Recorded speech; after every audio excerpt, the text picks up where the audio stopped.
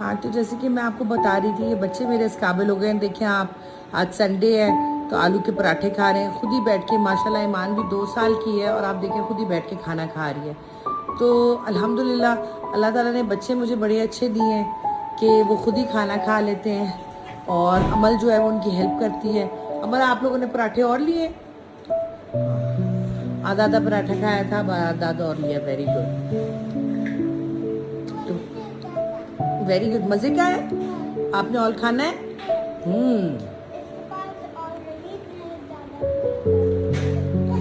तो ये जी साथ साथ सारा दिन चलता रहता है, बच्चों के साथ पता ही नहीं लगता टाइम कैसे गुजरता है।